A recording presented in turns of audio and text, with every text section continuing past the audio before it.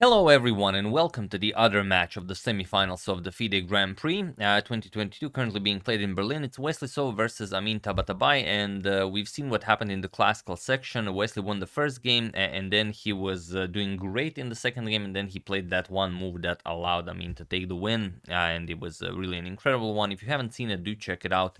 We made a video on it some 3 videos ago, but now we are in Rapids, and this is, well, another very impressive game. Most often in chess, the greatest part of a chess game isn't actually played, but we have to see it during analysis, and here I prepared one such move. You will be extremely impressed by it, and you will, well, really want to tell everyone you know about this great idea. So let's dive straight into it, but before that, just a quick news. Well, info basically on what is happening with Ding Liren. He's currently on 8 points out of 9, so he won 7 games and drew 2 games, and he's doing very well. He's almost on 28 10, so he's on 28.9 rating, and he's doing extremely well. If he continues this, he will be well in time to qualify for the FIDE candidates tournament. So that being said, let's check out the game and see what this is all about. Wesley has the white pieces, and he opens with d4. Knight to f6, we have c4, g6, knight to c3, and the bishop to g7. We have the king's Indian defense on the board, e4, and now d6. We have knight to f3 and castle. So this is all very standard stuff, nothing new happening here. Bishop e2, knight b to d7, and we have castles. Black strikes in the center with e5, as black usually does in this line of the king's Indian. Bishop to e3, and now c6. White grabs more space in the center, plays d5, and now black closes the center with a move like c5. We have knight to d2, and now usually knight to e8 is played here. You want to free up some room for this pawn to be pushed to f5, but here we have king to h8, still not a new idea, and here bishop to g5 and a3 are the moves that are usually played, but here Wesley plays a move that has never been played before, and that is pawn to g4. So as of move 11, we have a completely new game, and it counters black's, well, most usual idea against this line, which is to move the knight to e8 and strike here with f5. So this kind of prevents this, but not really. Maybe it even encourages this. Who knows? But Wesley prepared it, and it's up to Amin to figure out what to do here. So he starts with knight to g8. If you go knight to e8 now, then it's not as great. White will just play king to h1, and then, for example, if you strike with f5, it might not be so great. We're going to play g captures, and now after e captures, you don't have this bishop to capture the rook. You might have to capture with the rook, and then this is a funny looking position. The rook can come to g1, not something maybe that you would want to do. So instead of going back with the knight there, after g4 we have knight to g8, and now after knight to f3 we have knight to b6. So now we clear this room for the bishop. Now bishop controls the f5 square, and we are preparing f5. So h3 by Wesley, as the g4 pawn was also attacked, and now pawn to f5. We have g captures, e captures, and now bishop captures on f5. We have knight to g5 by Wesley, maybe with some ideas of bringing knight over to e6, but for the moment, not really. The knight is perfectly fine here. If needed, maybe we can shift it over to the e6 square. Maybe we're going to put it on e4. Maybe the other knight is coming to e4. All depends on what black plays.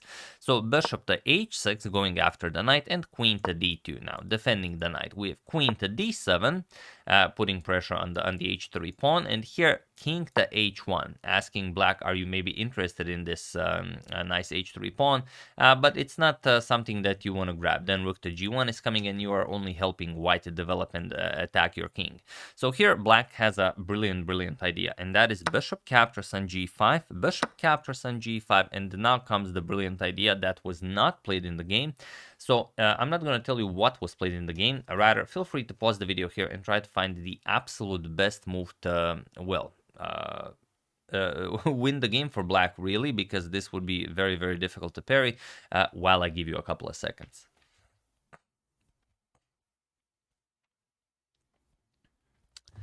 So for those of you who were able to do it, congratulations on spotting this idea, because this is one of the hardest moves that we've had on a pause the video moment. And for those of you who just want to enjoy the show, it is pawn to h6. That's the move, and it's really an incredible one.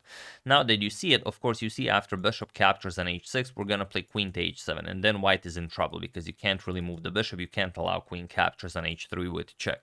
So you could move the bishop at the h4. That's not really all that impressive. Then we capture on h3 and the game continues, but the bishop will not be so nicely placed on h4. The real trick is what happens if bishop to e3. Here the thing is knight captures on c4. We give up the knight, we attack the bishop and the queen here, and after bishop captures knight on c4, then comes bishop to d3. I mean, absolute madness, giving up the bishop as well. The bishop, of course, cannot be captured. Now queen captures on h3 is a threat, and if we play something like bishop captures, then white will get checkmated. King g1, queen g4 check, we're going to move the king wherever, and now rook f3, white will get checkmated very soon. So instead, after bishop to d3, white will have to play something like king g2, guard the h3 pawn, but still it's not all that much. First, we're going to capture the bishop on c4, and now after the rook moves, let's say rook to g1, now we play knight to e7, and we prepare to pile up on the white king.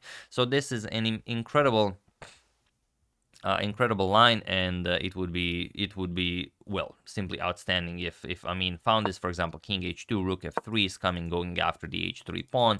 White has to defend this, rook g3, then queen f5. We prepare to bring the other rook into the game, rook 8 to g1, but just rook to g8. And all trades, of course, favor black. There's not much for white to look forward to here.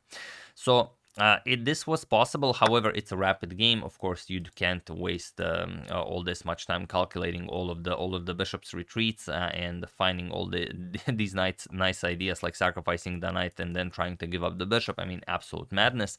So bishop captures on h3 was played, which is not a bad move. It just allows Wesley to bounce back in the game. Rook to g1, rook captures on f2, and now queen e3. We have rook 8 to f8. Black is getting a lot of development in and a lot of moves aimed at attacking the white king. Knight to e4 now, attacking the rook, and now knight captures on c4. So attacking the queen, giving up the knight, but we are really winning the f3 square for our rook. So here bishop captures on c4 has to be played. Now rook 2 to f3. Attacks the queen, and now bishop to f6 with check. Here, bishop to f6 check is not the most precise way. The most precise way is bishop to b5. I will just show it because I know you guys will enjoy it.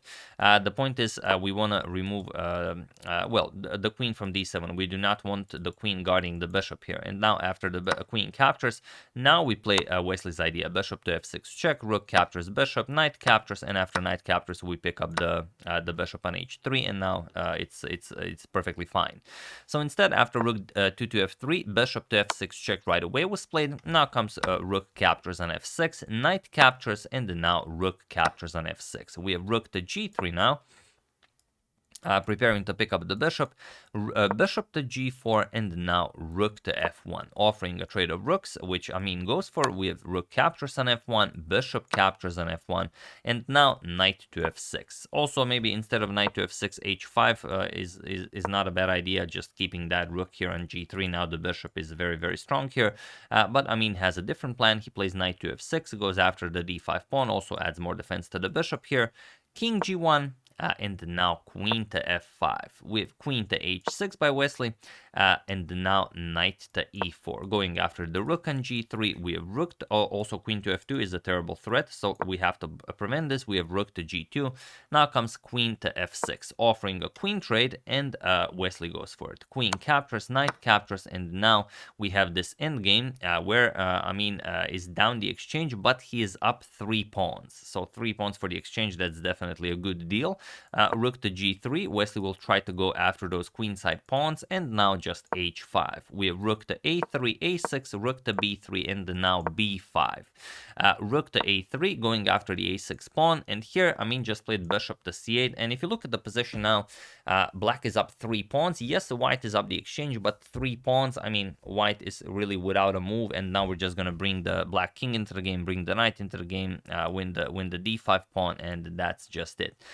But there is a problem here. There is one move that Wesley can play in order not to lose the game. So once again, feel free to pause the video and try to find this move for Wesley while I give you a couple of seconds.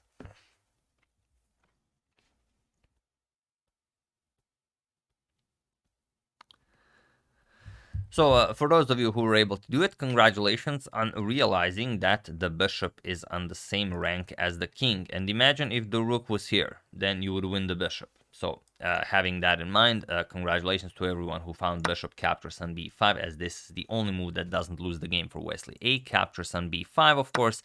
Now comes rook to a8. We are picking up this bishop, king to g7, and now rook captures on c8. And now, okay, it's still pretty good for black, but it's much easier for white, because now white has a very strong weapon that he can utilize, and that of course is the soon to be passed a pawn.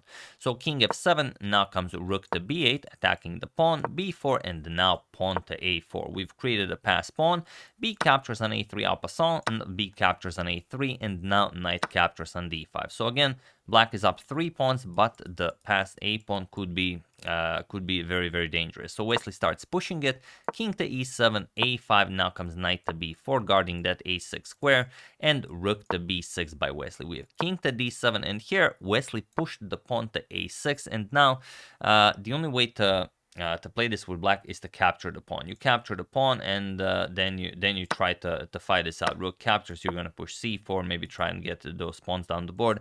It's not going to be easy, and it's it should be a draw, but with a low time on the clock, it's never certain. And Wesley had plenty of time on the clock. He had some 4 minutes, I think, whereas Amin was already down to 10 seconds. And he played knight to d5. Knight to c6 is still fine, because you can always capture the pawn on a7. But after knight to d5, there's a problem. Wesley just played rook to b8, and he was in this position on move 47 that Amin Tabatabaei resigned the game, as there is nothing more to be done here. The problem is now there's no way to give up the knight for the pawn. If you try king to c7, you attack the rook, we just play a7. And now if knight to b6, hoping to pick up the queen once you promote, white will of course just capture the knight. King captures, we bring a queen into the game. And another thing, after rook to b8, for example, knight to c7 can be played, but now we just play a7, and after king to c6, or whatever move you make, if you don't move the king, of course, then we're just gonna pin the knight, and then after the king moves, we're gonna capture the knight and then promote our pawn to a queen. If king to c6, then we pin the knight this way. We just play rook to c8, and then after king b7, going after the pawn, we capture the knight. King captures, pawn promotes to a queen, and that's it. So it seems like there always will be a way to give up the knight for this pawn, but after allowing Wesley to move the rook like this, there simply wasn't any way that Amin could do this. So the knight belonged either on c5, or you should have captured the pawn right away, but this way. Incredible. So it's a really beautiful game. Much of this would not happen if it wasn't a rapid time form, but that's why we enjoy rapid so much.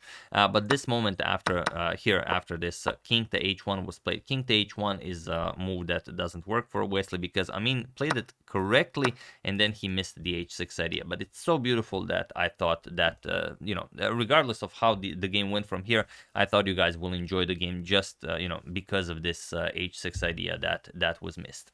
As they say most of the times, the greatest part of a chess game isn't actually shown on the board. So yeah, that's the game. Hope you guys enjoyed it. Today we are starting the finals, Wesley So versus Hikaru Nakamura. We'll see how it goes, so hope you will enjoy that as well. I would like to thank OpenSea Smoky Dule, Richard McKevin, CustomChess.com, and OpenSea Night at the Opera Chess Songs for your contribution to my channel. Thank you a lot, I really appreciate it. As usual, you can check 2 of my previous videos here. Thank you all for watching, and I will see you soon, continuing the coverage of the FIDE Grand Prix, and as usual, checking up on your wonderful suggestions. So thank you all, I will see you soon, and have an excellent rest of your day.